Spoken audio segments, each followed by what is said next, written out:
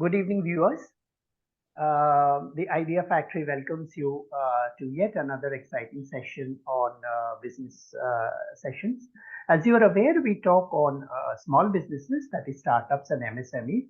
And today we have with us a very prominent consultant from across the border. As you are aware, the Idea Factory has been slowly building its presence within India for the last 2 years. During the COVID period, you've seen us talking to various consultants across the nation, and by now we have developed a very, high intellectual consultant panel to offer to our clients. But now is the time when in 2023 we thought, why not, go beyond the borders and, connect with some, reputed consultants in various countries. And today is the first of that session. Today we have with us Mr. Anil Singh. Mr. Anil Singh resides in United States in Cleveland for the last 2 decades and has a very rich experience to share with us on the various business scenario, landscape, and various opportunities and challenges that we can do in the United States. So, Mr. Anil Kumar Singh, just to introduce you a bit. Hi, Abir. Thank you for the nice introduction. This is Anil Kumar Singh. Right. Go ahead, Abir. Yeah, we'll have a short introduction for you.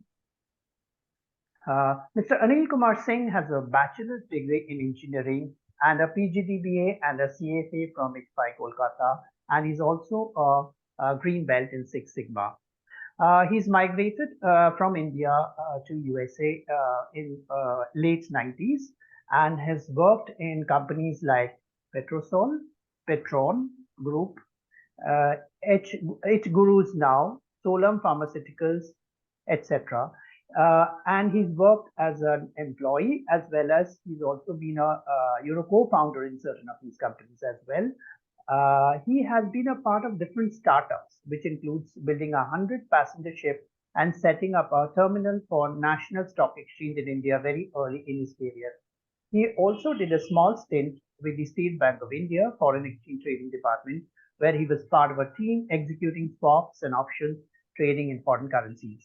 He later worked in different Southeast Asian countries like Japan, Singapore, and Malaysia as a management consultant, advising clients about improving their business processes and implementing software to achieve tangible results. He has great equity research analysis skills, and he has predicted the earnings and stock prices of various Bombay Stock Exchange listed companies based on the fundamentals of these companies. He is responsible for developing analytical and financial models, developing risk mitigation strategy for solar power plants portfolio. He is also an investor and minority stakeholder in solar panel manufacturing plants, pharmaceutical company, and software companies. We welcome Mr. Anil Singh in this session today. Welcome, Thank you, Abir. Yeah. With that introduction, we will start today's discussion.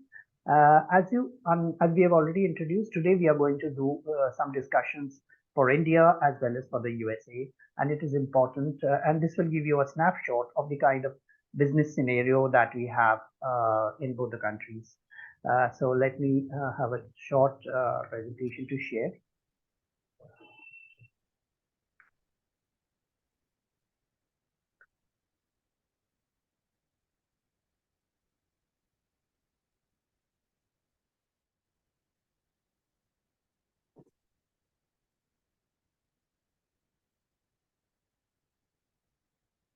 Right.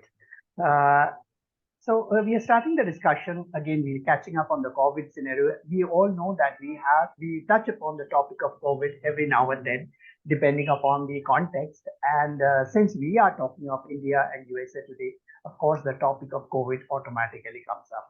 And the question that we are going to ask is, of course, we are going to handle some questions within India as well as outsiders, as well as with Mr. Anil Singh, is that how are large economies coping up after COVID? And how has globalization evolved after the COVID? COVID, as we all know, has kind of ruptured the whole world. Okay, so the whole world is on a version 2 version, and different business, different countries are taking different paths to recovery. Recovery is very important, and as we all know, and we have discussed in the previous sessions also, the world scenario is not very promising. Everywhere, while it has ruptured us so badly that the world will take some time to come back to their original shape, and every country is trying its own way of coping up with the crisis.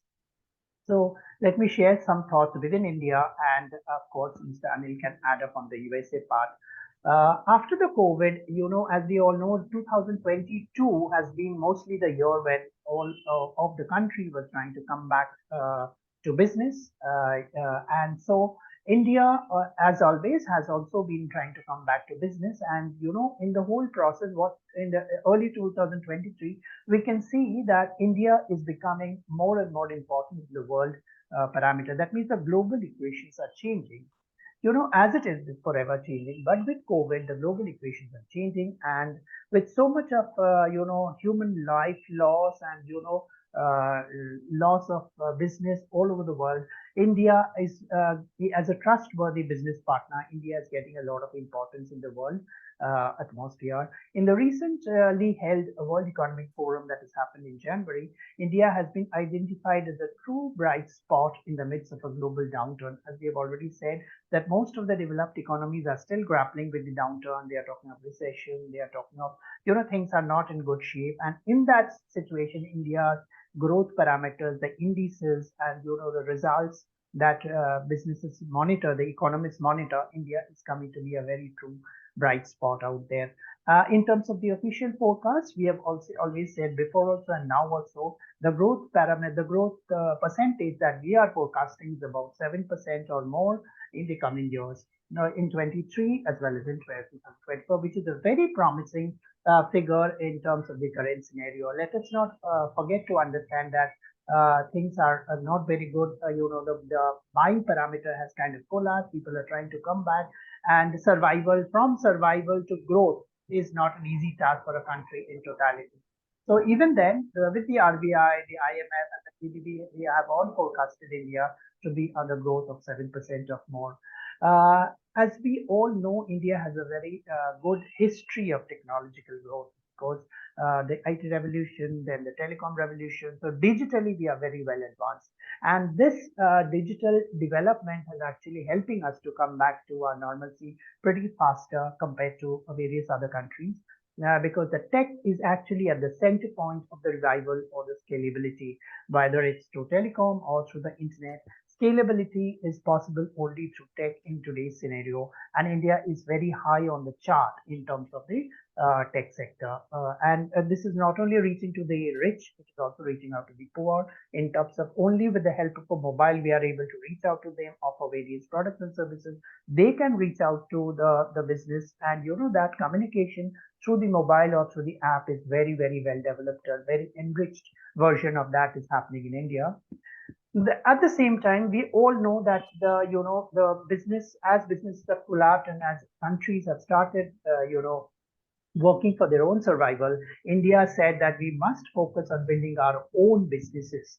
So there's a strong, and not only India, every business, every country is kind of focusing on that. So there's a strong focus on building startups and MSME ecosystem within the country. And there's a huge, exciting environment where we are getting funding, where we are, nurturing new innovative ideas. So country is at the center point of a huge domestic growth of small businesses who are going to give jobs to the next generation of people. No more are we, fully dependent on the FDI model wherein the foreign investor is going to come and give us, set up a plant here and give us jobs, which was initially considered to be an epitome or a benchmark of growth of the country. After COVID, the whole focus has shifted to domestic growth. And I'm sure Anil would also say that this is happening in every country, not only in India. Every country is trying to strengthen their own capabilities to increase the domestic demand, give jobs to their own people before they sort out. And that is the next topic that we are going to talk about, because when we started our careers, globalization was at the peak. We were in the best MNCs, and there was a lot of excitement because every company that we worked in had presence in multiple countries. So we were very excited in a global environment. There were so many expats coming to India. There were so many Indians going abroad. So there was a lot of excitement around globalization.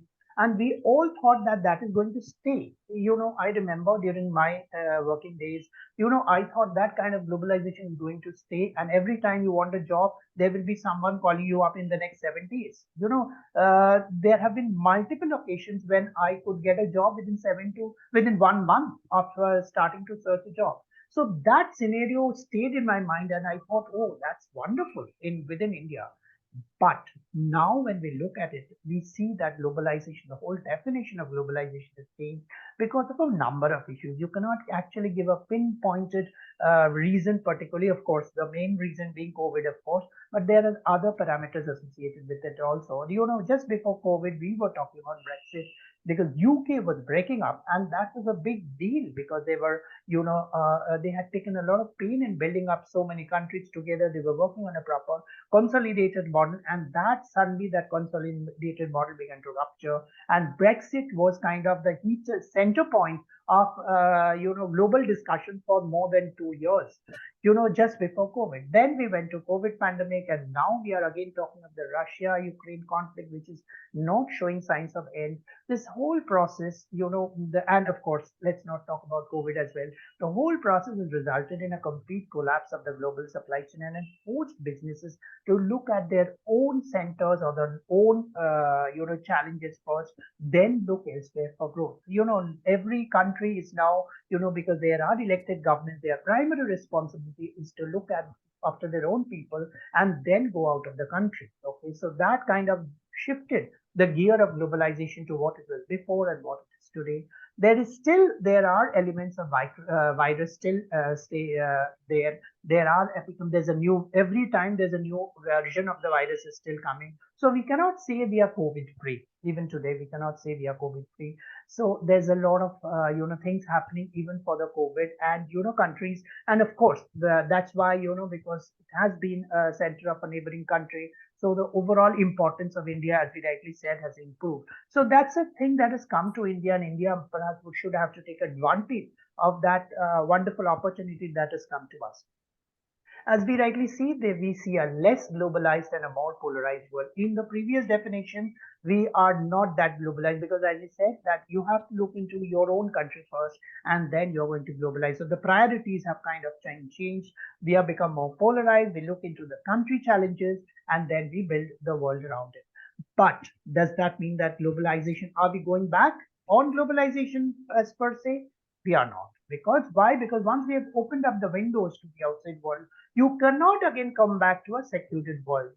You can temporarily shift, you can change the model, you can evolve the model, but you cannot fundamentally shut down the windows that have been opened, because so many decades of effort has gone into it to build a borderless world. And today with digital, since we are talking of technology, digital allows you to be connected to anywhere in the world, and why not use that opportunity? So what we are coming to is a very evolved and a cautious globalization approach that is evolving out of the whole exercise, when countries are in dialogues with them, but careful as to what in how they can expand across the borders, and after taking care of their interests of their own people. But crossing the borders is also there. We can, in headlines, we are seeing there are companies which are committing further investment in India in 2000, middle of 2022. Now also they are committing, and India is also looking at countries outside to that. But there's the evolved model of globalization, because we have learned a lot from the various conflicts that have happened, and we know these kind of depressions or collapse can happen anytime. So why not strengthen yourself further and then talk to the outside world? So this is kind of the initial thought process that is in my mind. And now I will hand it over to Anil. Anil, if you can look at it from your country point of view, and what are further thoughts around these whole two topics? Okay. Thanks, Abir. So here's the thing about the COVID and the after effects of COVID and how the companies are coping up with it. You see, when during the COVID time frame, if we look at the sector of companies which got affected, it was mostly the services industry. Yes, the manufacturing industries also got affected in that people where we actually produce the goods because of COVID, people are not able to go to the shop floor and work. Right. So that was what was happening during the COVID time frame. But then there were always exceptions. People here in USA, the manufacturing companies in USA, they were asking people to come in different shifts so that the contact between each of the workers was reduced. So the industry did not really come to a standstill. We were finding out different ways to keep the production, not exactly at the level of pre-COVID times, but at least to around 50% of the production level. So the economy was still trudging along. The biggest industries which got affected was the airline industries and the hotel industries. People stopped traveling, right? But as soon as that COVID, as soon as it started reducing, then and during the COVID season, what also happened was these industries then they laid off their workers. So when the industry started picking up, they couldn't get these workers back. So that's why we are seeing, if you have read the news in the last year or so, all these airline industries were having tough time coping up with the surge of the passengers, right? Because after a year of sitting at home, everybody wanted to travel. The businesses wanted to travel to the other plants or other factories to continue doing their businesses. And so the air traffic increased, the number of people traveling increased, but the airlines were not able to get back their initial workers whom they had laid off due to the COVID season. And that's a very, that should not have happened. The reason is that when the industries, when they were performing at their peak, they were making good enough profit. There was no reason for them just because of COVID, when people are not traveling, to just let people go off, because they made enough margin in the last 20, 30 years of their operation. So it was, at least from my point of view, I don't think what they did was a correct thing to just lay people off just because the number of passengers reduced.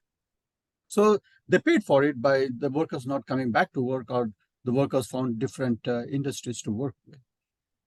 But after the COVID season, after the COVID started reducing and people started traveling, the airlines, they increased their fares. They increased their fares by at least 100 times. Like this is just not twice or 2.5 times the original fare. People are still paying for them. People are still traveling. So they're, and if you look at the amount of the profit they made in the last year, the airline industries, they made, it was a 175% increase in their revenue. It's not because of the number of passengers increased, it's because they increased the fares. Of course, the number of passengers probably came back to the original level of before pre-COVID, but it's because they increased the fares. The airline, the hotel industry also exactly the same thing. They increase their fare, they increase their room rates, but still the hotels are all full. So they are kind of come back to the original pre-COVID timeframes. Right. During the COVID season, few industries also came up, few startups. Like you keep talking about the startups, right? Like the startup. So we have this big grocery chains, food chains, supermarkets, and people are not going there to buy the food or the grocery items. So the small companies like the small logistic companies like the delivery companies, they pick up from the supermarket, deliver it to the customer. So those kind of industries, those kind of companies, they mushroomed. I am not exactly sure now. Now that the COVID season the COVID is done and now people are going back to the market, what's happened to these companies? I do not know about that. But at least during that 2-year time frame, these companies made a huge profit. Right. So that was that was the other thing. In Ohio, especially in Ohio, just after COVID, say if we take the time frame of September 2021, during that range, around 15,000 new businesses came up. So that's a huge increase. Right? Just within 9 months of after COVID, after we declared, okay, COVID is no longer a big thing, people going back to work, We had around 15,000 businesses come up, right? And then we had, and it spanned across different sectors, not specific to any one sector. It just spanned across different sectors. So it was over a 21% increase from the previous years, pre-COVID time. So people wanted to do something or the other, and that's why these businesses came up. And your question about how are the small companies coping up with it, they found out niche markets to do their businesses in. That's why we have so many businesses coming. And then the country, United States itself, we are very conducive to doing business here. The barrier of entry is is very small. I mean, it's very easy for us to open a company and then start up and then start running our business. Does that answer your first question about what we were doing, how the large companies were coping after COVID? Yes, for sure. Right, right. Yeah, I thank you, Anil, for your inputs on that. And as you rightly said, the different countries are taking up different approaches or methodologies to come back to normal shape, and focusing on different industries. What have you have said is also true for India, but I'm not sure of the rates part. But definitely, both the industries are trying to come back. There's a lot of travel. But what I wanted to tell is that I think the whole boom of the hotel and the uh, you know, travel is mainly because of the B2B segment, business segment. I think people are cautious about their personal travel. Only the kind of rich of guys have started traveling on the personal front. But largely previous to COVID, I think there was this. A lot of people would go on a personal travel, but now I think large section of the business travel has picked up, and the personal travel is picking up around that, right? No, I will disagree with you a bit here. At least in the United States, the personal travel has increased. Initially, it has come back to pre-COVID level. Let me put it that way. Right, right. Thank you. So It we'll has come just, back. yeah. So what we'll do is we'll just try to go into the, next section. Uh, okay,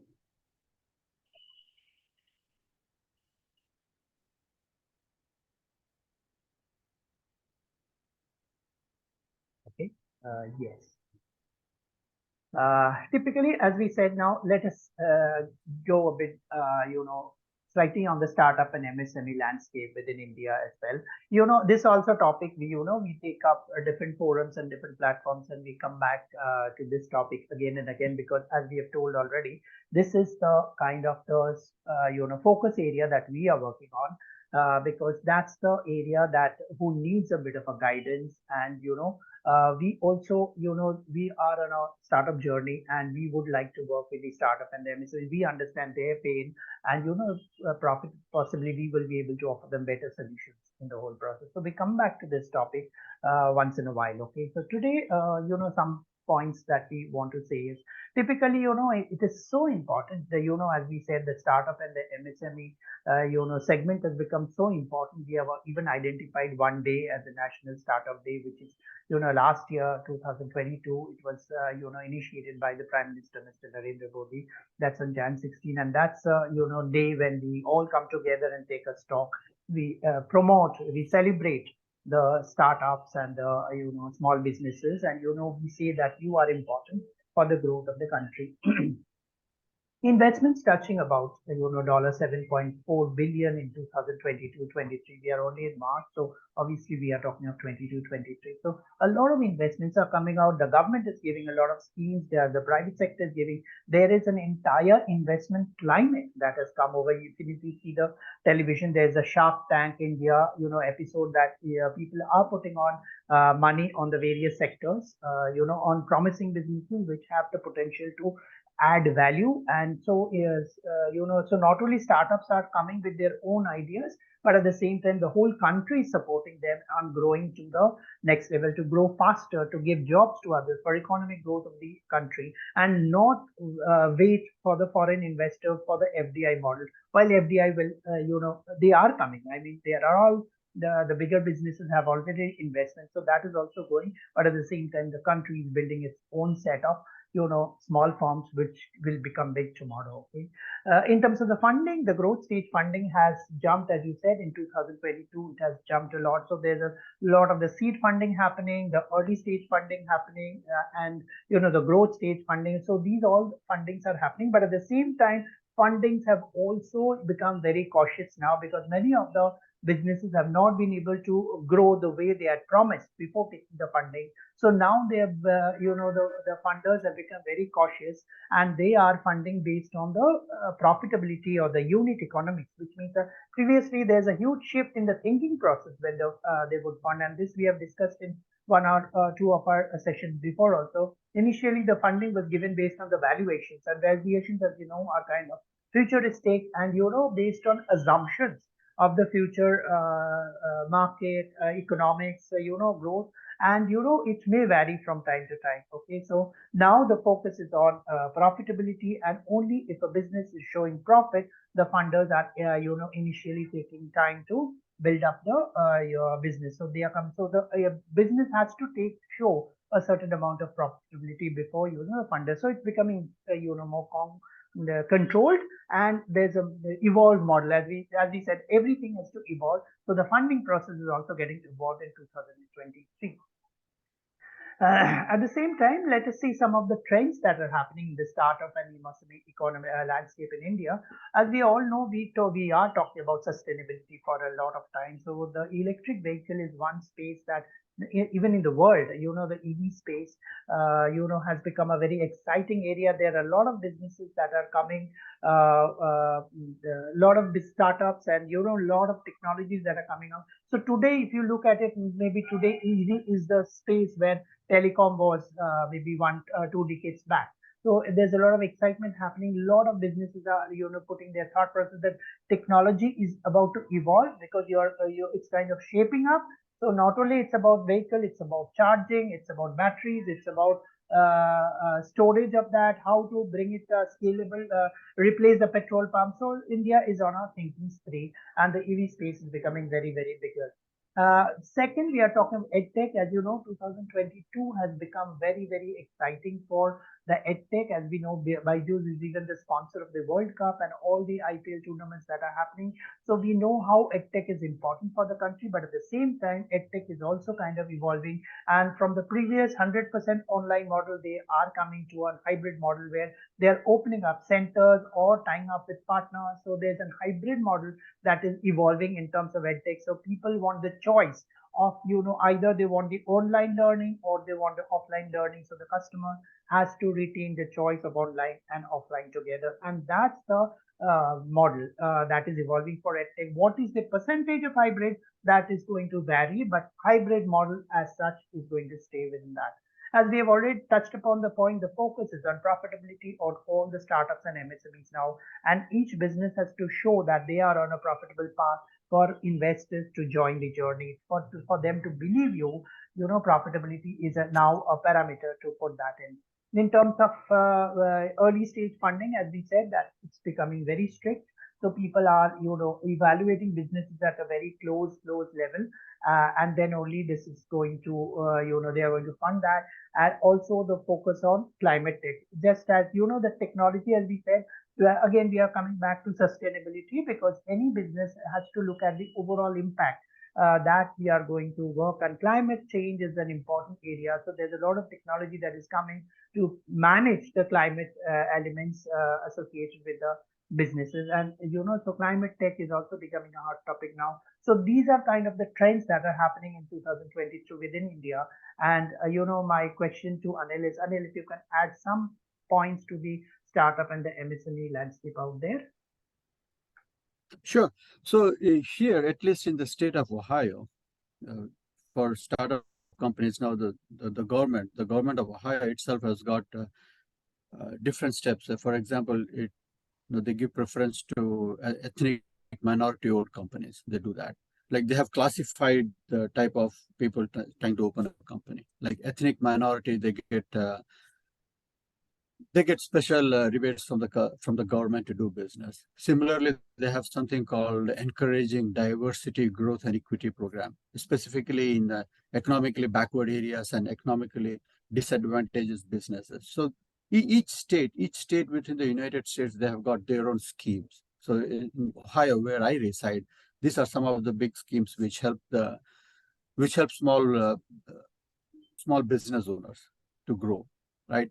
Uh, if they belong to one of these categories, then they're able to go and bid for government contracts, so that at least they are able to start and grow their company.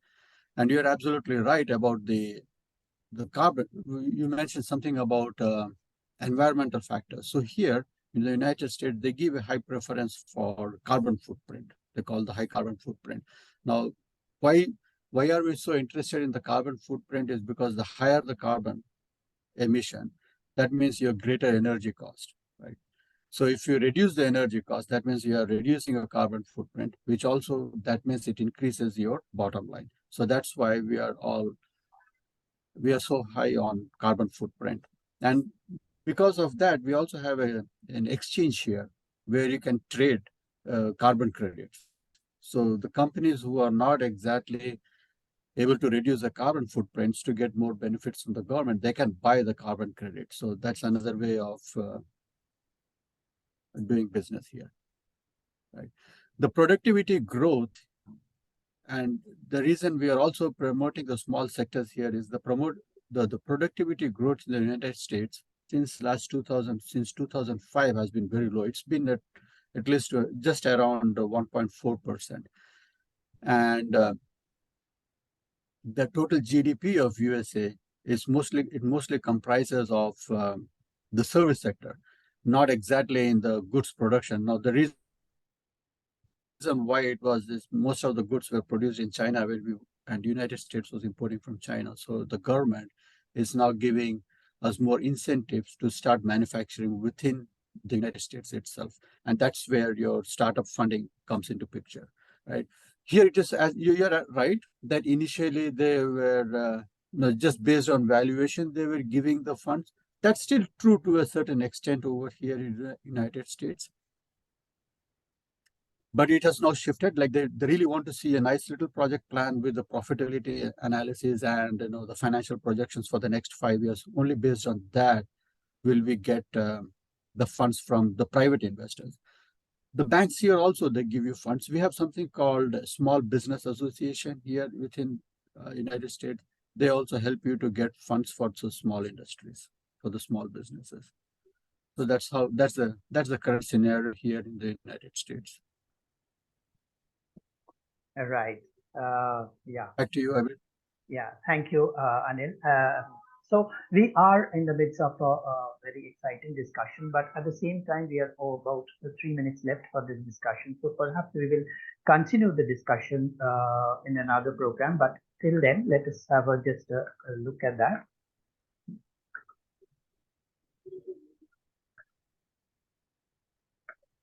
Right.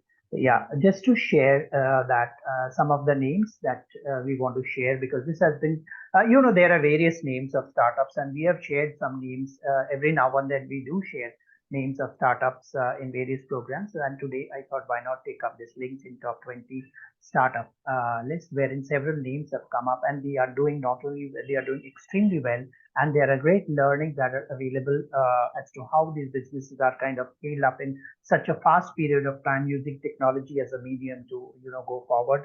So that's perhaps if there are learnings from these for small businesses who want to grow fast with technology as a backbone. There is so that's the exciting part of the startup and the MSME, and these are all new areas. So innovation is at the center of each of these businesses. So everybody is offering something new to the customer, and that's how these products are kind of building up. And so the with that, let's kind of continue our discussion in the next one. But just to wrap up this question out here, so what we have seen is that both the countries are kind of grappling with kind of the same scenario, because COVID has kind of united the whole world. Except the origination of COVID, it has kind of united the whole world, and we are both in some way joined hands and trying to build our own patterns, and extending helping hands to grow with each other. So that's a very interesting and an exciting part. Both of the countries are into the startup and the MSME landscape, though USA has a history of the Silicon Valley, and most they already have it for the last so many decades, where they incubate small businesses and take it to the next level. And most of the bigger businesses of today are brainchilds of or incubated or built or nurtured at the Silicon Valley in the US. And Bangalore in India has kind of mirrored those businesses in India. The growth of Bangalore has happened largely because they kind of slightly mirrored out there. In India also there are exciting belts that are happening in innovation. One is definitely the tea hub that we are talking of, Bangalore and Hyderabad and Delhi and Chennai. There are important tech sectors of the country. They have been building it up over the time, and with COVID they have kind of accelerated the whole process of building startups. So the startup scenario is even very exciting in these pockets of the